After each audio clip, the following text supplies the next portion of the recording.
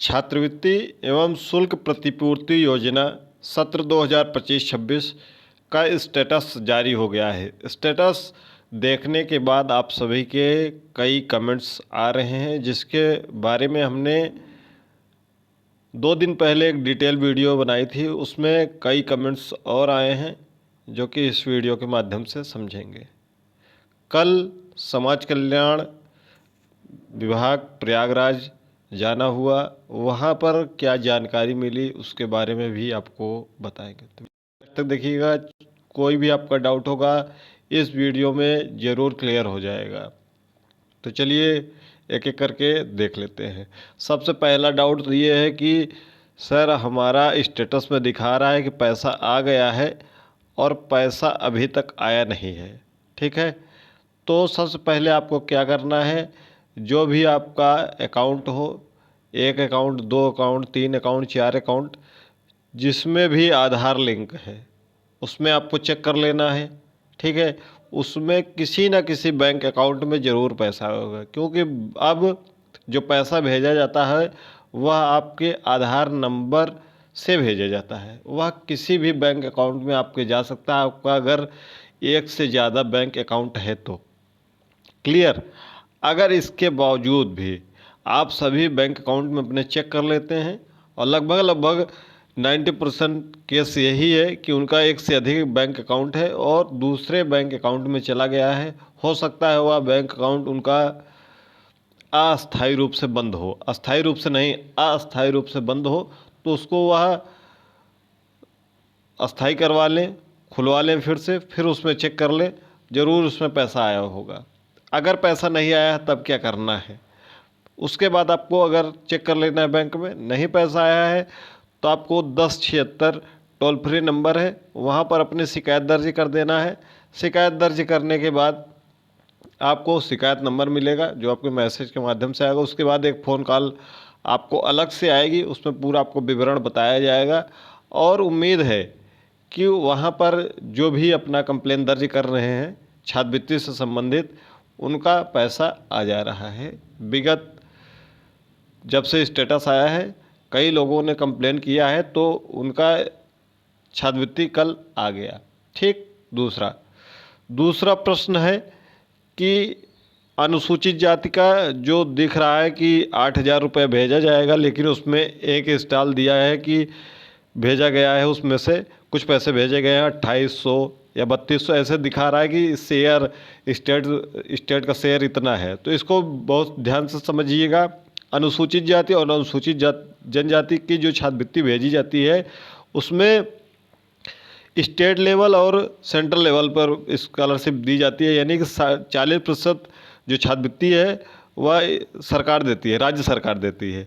ठीक है, और 60% जो छात्रवृत्ति है वह केंद्र सरकार देती है। तो अभी आपका एक किस्त आया होगा, हो सकता है किसी का दोनों किस्त आ गया हो, किसी का एक किस्त आ गया हो। तो आपकी जो छात्रवृत्ति है दूसरी किस्त वह 28 अप्रैल से लगना शुरू हो जाएगी और जून तक यह छात्रवृत्ति आएगी। ठीक है, अनुसूचित जाति और अनुसूचित जनजाति की दूसरी जो किस्त है वह 28 अप्रैल से लेकर जून महीने तक 30 जून तक ये छात्रवृत्ति आएगी। तो अब आप निश्चिंत हो जाइएगा। चलिए कुछ और स्टेटस ले लेते हैं जिसमें अभी चाहे आप सामान्य वर्ग से हों, अल्पसंख्यक वर्ग का पैसा समाप्त हो गया है, उसमें स्टेटस में अफसोस होने लगा है। यदि सरकार उनके लिए अलग से बजट जारी करती है तो उनकी छात्रवृत्ति आ सकती है, अन्यथा नहीं।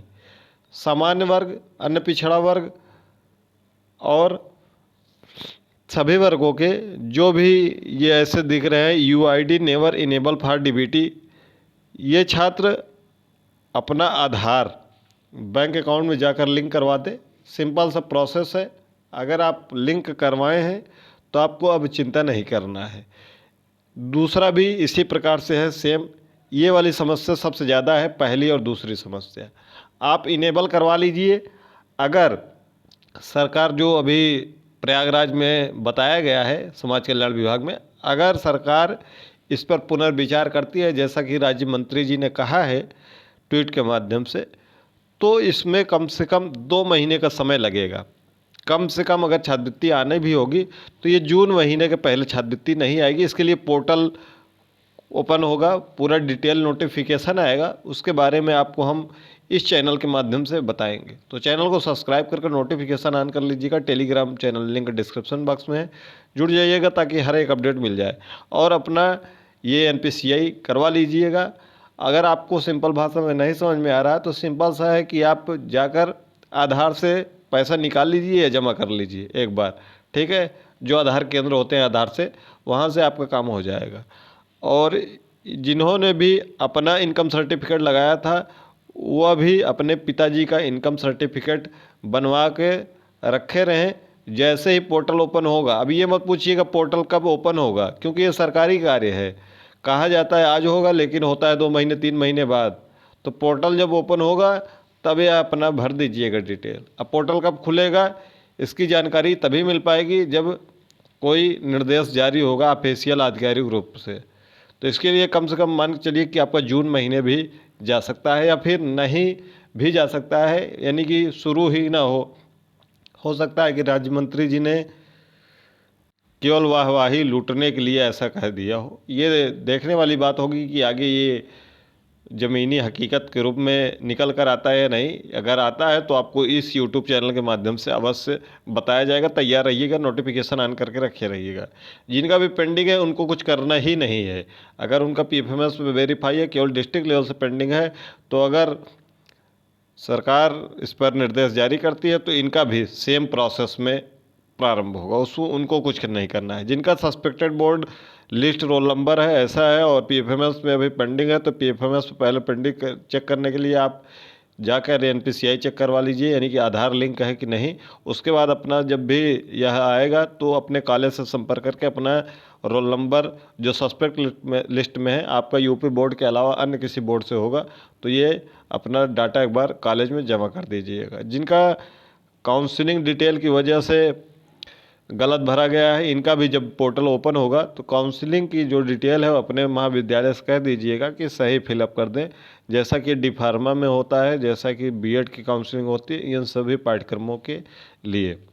जिनका अगर लिखा हुआ है कि मैनेजमेंट कोटा के कारण नहीं आएगी तो उनकी छात्रवृत्ति नहीं आएगी। यहाँ पर लिखा होगा मैनेजमेंट कोटा से आपका प्रवेश है, तो मैनेजमेंट कोटा वालों की छात्रवृत्ति नहीं आती, तो इसके लिए परेशान मत होइएगा। जिनका भी अब जितने भी स्टेटस बताएंगे उनकी छात्रवृत्ति नहीं आएगी। जितना अभी तक हमने बता दिया उनकी छात्रवृत्ति आने की संभावना है, और ज़रूरी नहीं कि आ जाए, लेकिन अब जितना बताएंगे उनका छात्रवृत्ति नहीं आएगी। जैसे मैनेजमेंट कोटा की छात्रवृत्ति नहीं आएगी तो परेशान मत होइएगा।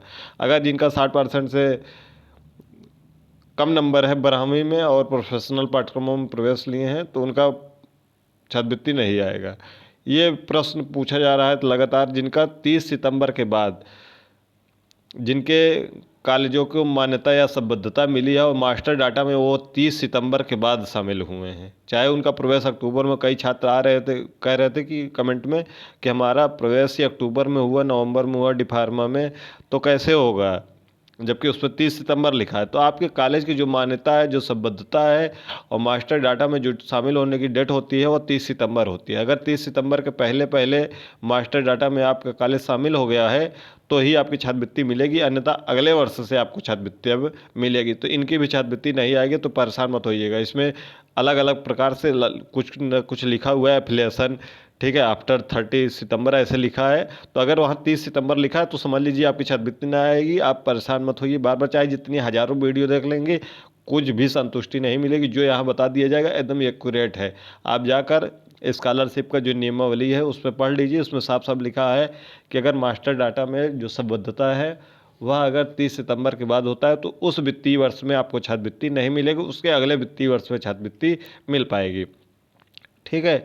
अगला है, अगर 50% से कम है आपका ग्रेजुएशन में, PG में, किसी में भी, तो आपकी छात्रवृत्ति नहीं आएगी। ये अभी मास्टर उसमें नियमावली में लिखा हुआ है, इनकी छात्रवृत्ति नहीं आएगी। जिनका ITI कोर्स 6 साल का गैप है हाई स्कूल करने के बाद, उनकी भी छात्रवृत्ति नहीं आएगी। ये भी मास्टर नियमावली में लिखा हुआ है, तो इनकी भी छात्रवृत्ति नहीं आएगी। जिनका भी अगर 50% से कम है और उपस्थिति जैसे कि कॉलेजों ने भरा ही नहीं है, यहाँ पर अगर 0 0 भर दिया है तो भी इनकी छात्रवृत्ति आ सकती है अगर यहाँ पर 0-0 भरा हो गया होगा। देखिए यहाँ पर 50% वाला मैटर नहीं है, यहाँ पर ये कॉलेज द्वारा क्या भरा गया। अगर कॉलेज द्वारा कुछ भरा ही नहीं गया है, 0-0 पर करके फॉरवर्ड कर दिया गया है, तो जब पोर्टल खुलेगा तो इनको छात्रवृत्ति मिल सकती है। तो ये कॉलेज द्वारा सक्रिय रहिएगा जब भी पोर्टल अगर खुलेगा। अब पोर्टल कब खुलेगा ये बार बार मत पूछिएगा, पोर्टल जब खुलेगा तो हम बताएंगे, क्योंकि आधिकारिक रूप से सूचना जब तक मिलेगी तभी बता पाएंगे। जब समाज कल्याण विभाग के अधिकारी नहीं बता पा रहे हैं प्रयागराज में कि कब तक पोर्टल खुलेगा या खुलेगा भी नहीं, 100% ये श्योर नहीं है, तो जब पोर्टल खुलेगा तो आपको जानकारी इस यूट्यूब चैनल के माध्यम से सबसे पहले दी जाएगी।